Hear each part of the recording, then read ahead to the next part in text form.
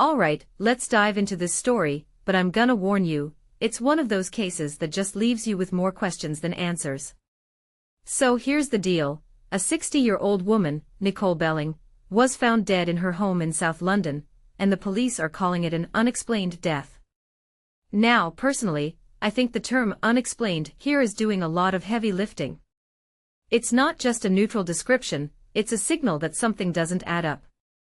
What makes this really interesting is the timeline and the arrests involved.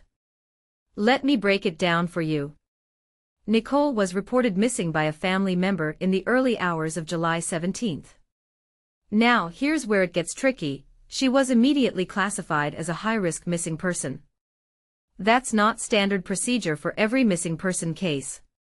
It suggests the police or her family had serious concerns about her safety from the get-go. In my opinion, this detail is crucial because it hints at a backstory we're not fully getting. Was there a history of threats? A pattern of behavior? We don't know, but it's a piece of the puzzle that feels significant.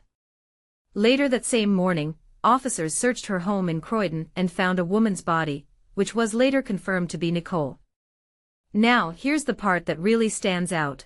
A 61-year-old man was arrested at the scene on suspicion of murder.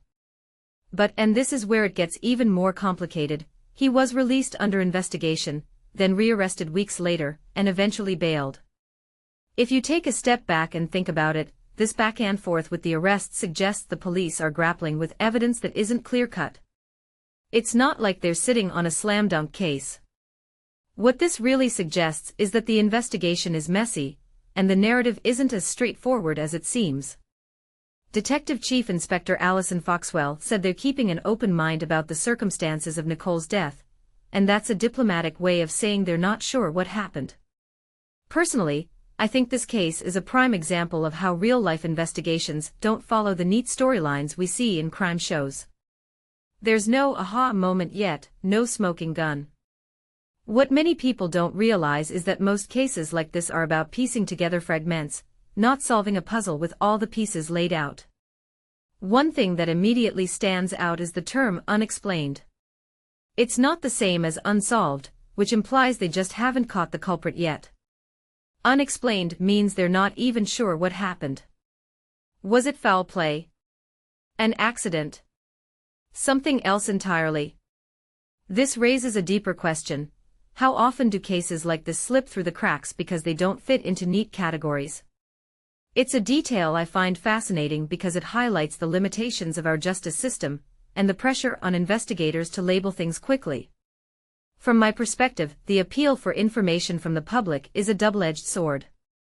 On one hand, it shows the police are actively seeking leads.